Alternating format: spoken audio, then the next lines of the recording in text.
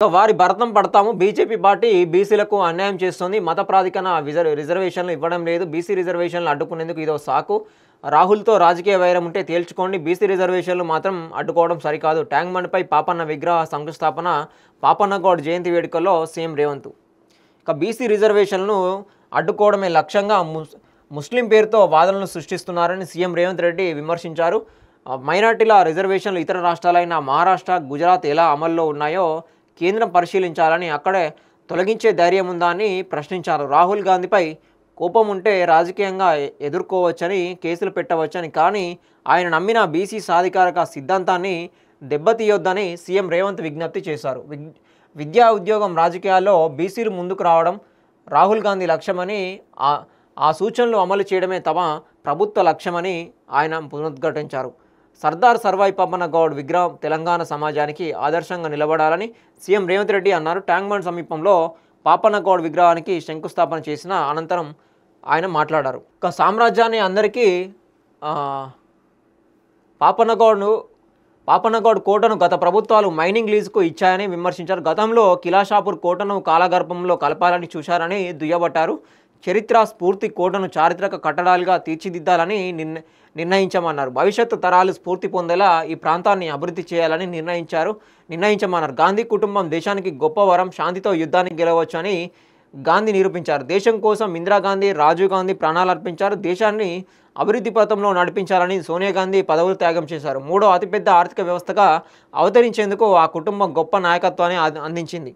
ప్రపంచవ్యాప్తంగా భారత్ను గుర్తించినట్లే గాంధీ కుటుంబాన్ని గుర్తిస్తున్నారు. ఆ వారసత్వాన్ని పుణికిపుచ్చుకున్న మన ప్రభుత్వం ప్రపంచానికి ఆదర్శమన్నారు. తెలంగాణ సీఎం రేవంత్ రెడ్డి సర్దార్ సర్వాయి పాపన్నకు సముచిత గౌరవం ఇవ్వడమే తమ ప్రభుత్వ ధ్యేయమని చెప్పారు. హుస్నాబాద్లోని పాపన్న కోటను లీజుకు ఇచ్చిందని తాము, అయితే ఆ కోటను సంరక్షించడానికి చర్యలు ప్రారంభించామని వెల్లడించారు. హుస్నాబాద్ నుంచి పొన్నం ప్రభాకర్ను పోటీ చేయించడం కూడా అదే భావంలో నుంచే జరిగిందని అన్నారు. గాంధీ కుటుంబాన్ని దేశానికి గొప్ప వరంగా అభివర్ణిస్తూ వారిచ్చే హామీ శిలాశాసనం లాంటిదేనని వ్యాఖ్యానించారు.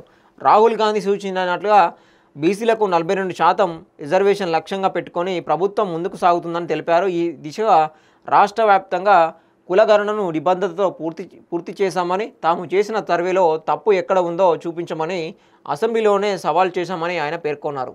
రిజర్వేషన్ల అమలుకు సంబంధించి తీసుకున్న రాజకీయ న్యాయ చర్యలను సీఎం విమర్శించారు. బీసీ రిజర్వేషన్ల పెంపుపై అసెంబ్లీలో తీర్మానం చేసి రాష్ట్రపతికి పంపినప్పటికీ అది 5 నెలలుగా పెండింగ్లో ఉందని చెప్పారు. తాము తెచ్చిన ఆర్డినెన్స్ గవర్నర్ ఆమోదించకుండా రాష్ట్రపతికి పంపించారని, కేంద్ర స్థాయిలో దానికి ఆమోదం వచ్చేలా చూడాల్సిన కేంద్ర నేతలు వాదనలతో కాలం గడుపుతున్నారని ఆక్షేపించారు. 2018లో కేసీఆర్ ప్రభుత్వం చేసిన చట్టమే 50% దాటి రిజర్వేషన్లు ఇవ్వడంలో అడ్డంకిగా మారిందని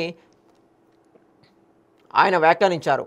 అంతేకాకుండా మత ప్రాతిపదికన ఏ రిజర్వేషన్లు ఉండవని స్పష్టం చేశారు. తాము పంపిన బిల్లు కానీ ఆర్డినెన్స్ కానీ మతాధారిత రిజర్వేషన్లు ప్రతిపాదించలేదని సీఎం స్పష్టం చేశారు. కార్యక్రమంలో డిప్యూటీ సీఎం మల్లు భట్టి విక్రమార్క, మాజీ సీఎం మధు యాష్కి గౌడ్, మేయర్ విజయలక్ష్మి తదితరులు పాల్గొన్నారు.